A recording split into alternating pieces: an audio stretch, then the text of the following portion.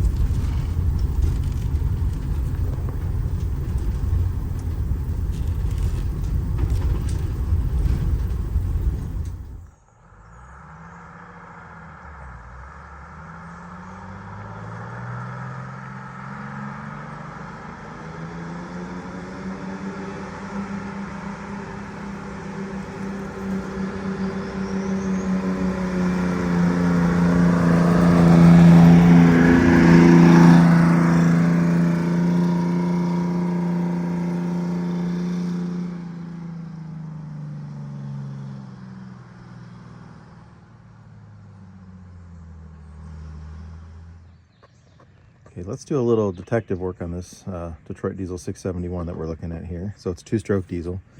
A couple things that we're concerned about. Well, just a few things that stand out.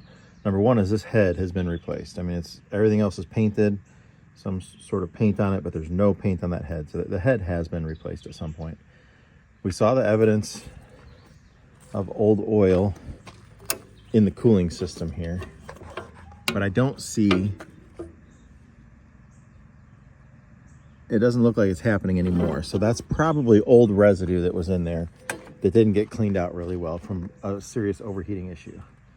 I can see that there's some temperature problems going on. Number one is there's no shroud around this fan. The fan's just here. There's supposed to be a metal shroud that kind of goes up to the fan to make the fan suck the air through the radiator. So without the shroud, you're probably losing 20% of your efficiency and cooling, maybe more, because it can suck air from, you know, here coming around this side here or wherever. It's not forcing it to come through the radiator itself. So it's not very efficient to do that. Another thing that I see is they had some cooling problems because they've added these louvers over here.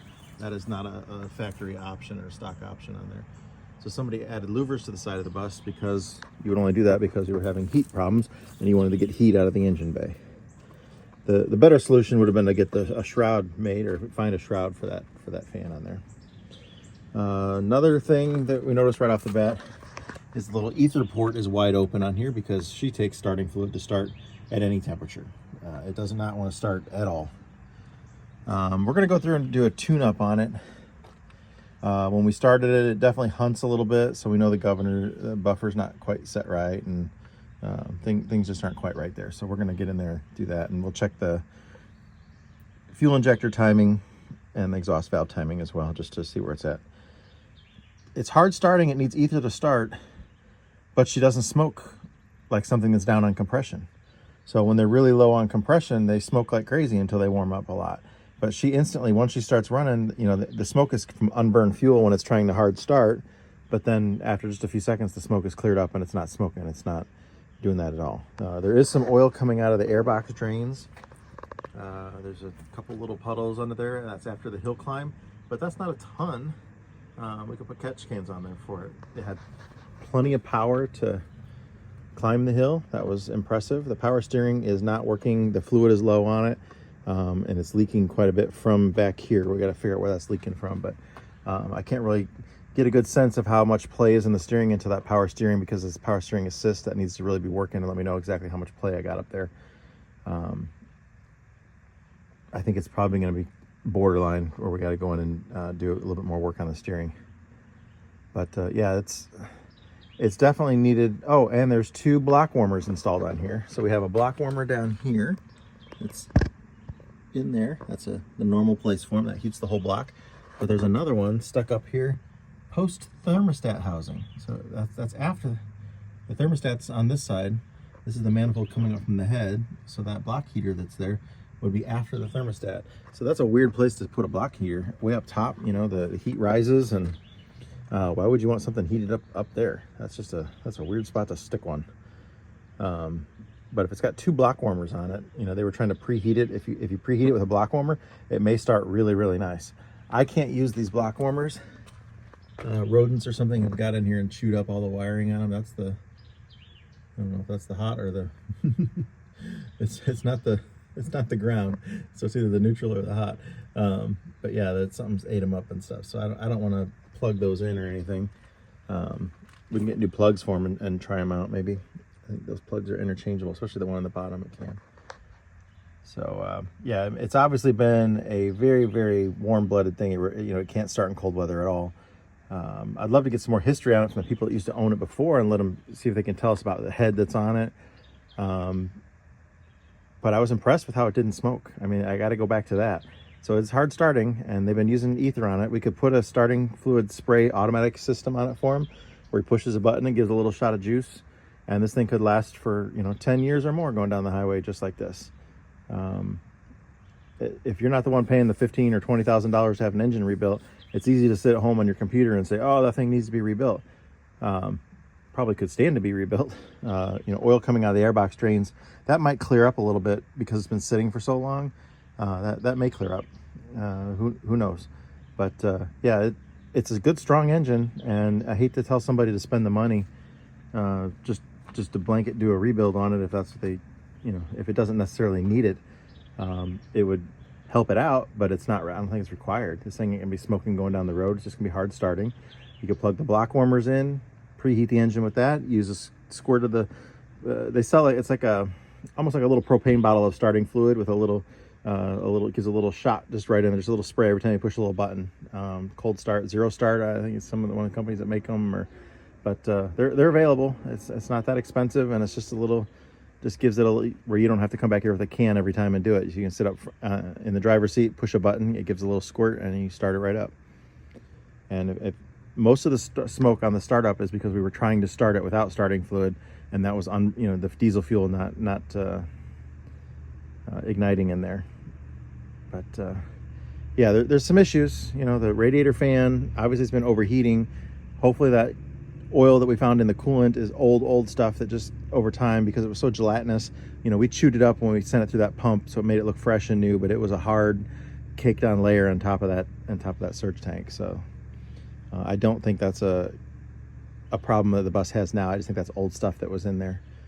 But it could be, we don't know for sure. We'll keep an eye on it. But for now, let's do a tune-up on it. We'll get it back in, and we'll check the injector timing on it. This thing may be A-timed. It may have the advanced timing on it. We'll see what the injectors are set at on it and kind of go from there. But definitely need to redo the rack and then set the governor correctly so we can get rid of that hunt and stuff too. But I mean, the timing could be way off. Yeah, we'll see as we get into it. But I think it's got a possibility where he doesn't have to have a rebuild right now. He can get by with using it. I mean, I drove it up the hill here, and if it made it up that hill, there's no road in the country that it can't drive on right now. It's just keeping it cool might be the problem. We'll see if we can look for a radiator shroud for that radiator. That would give him the biggest improvement that he could have. Otherwise, you know, if you drive it at nighttime when it's cooler and not on the hot sun, you know, in the middle of the heat of the day of sunny hot days in the summertime, and that could be a part of it too. So it is what it is. You know, the engine does run and it's got plenty of power. Those are all good signs, and it doesn't smoke like crazy once it is running. So we do have some positives, but there's obviously some negatives too. So we'll just kind of go from here and see where it gets us.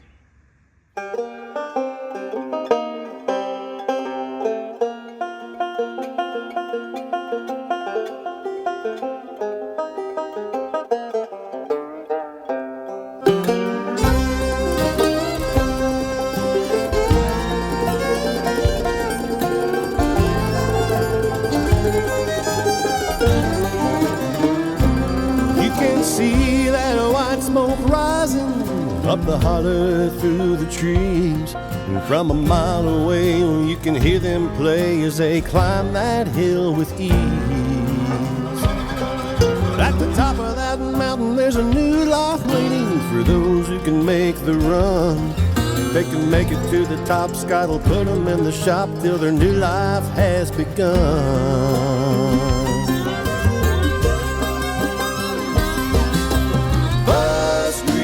Mountain, where the buses come to run. Bus Grease Mountain, we're gonna get that big job done.